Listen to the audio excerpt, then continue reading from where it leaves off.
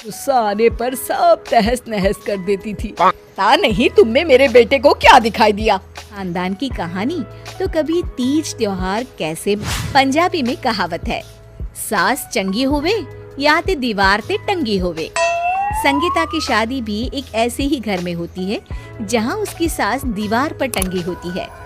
ससुर और पति शादी के पहले दिन उसे सास के फोटो के सामने ले जाते हैं, जहां ससुर जी कहते हैं, बेटा संगीता, ये तुम्हारी सास थी, बहुत नेक और भली, लेकिन थोड़ी गुस्सैल थी।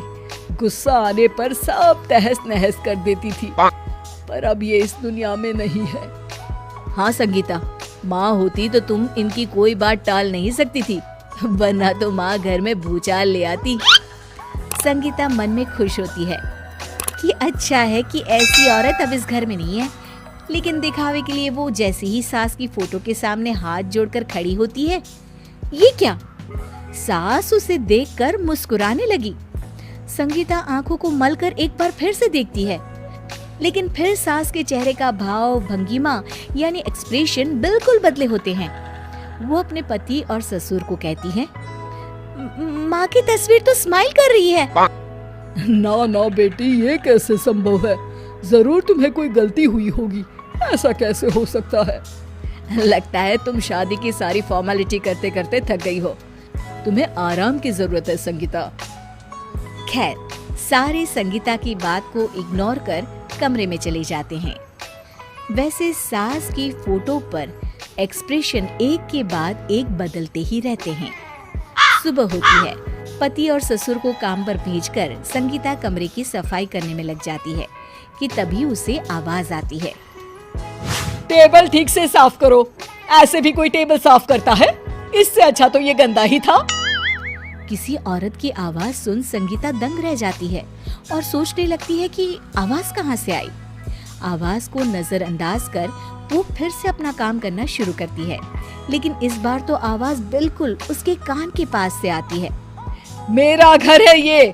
जब तक मैं थी चमका कर रखती थी, हर एक चीज शीशे की तरह थी। तुम्हें तो ना सफाई आती है ना कुछ पता है। क्यों तुम्हें मेरे घर की जिम्मेदारी दे दी गई है? पता नहीं तुमने मेरे बेटे को क्या दिखाई दिया। मैं होती तो एक से बढ़कर एक लड़कियों की लाइन लगा देती।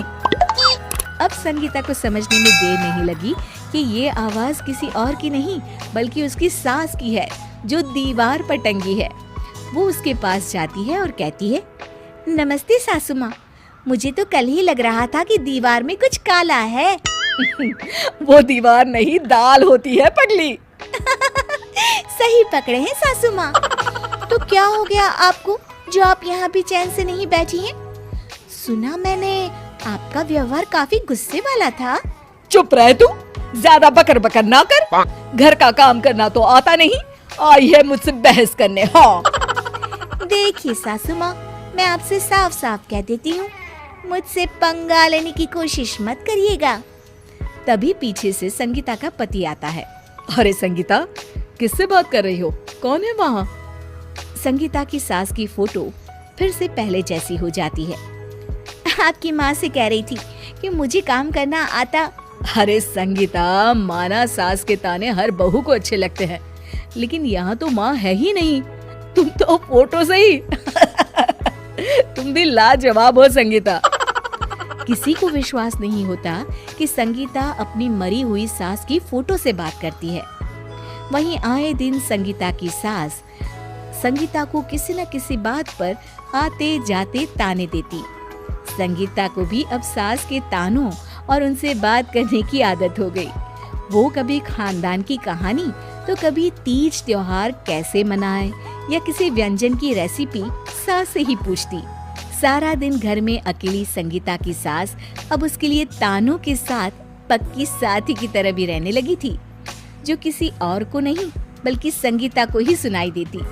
तो देखा आपने, सास बहू का रिश्ता हर रिश्ते से ऊपर होता है, फिर चाहे वो खट्टा हो या मीठा।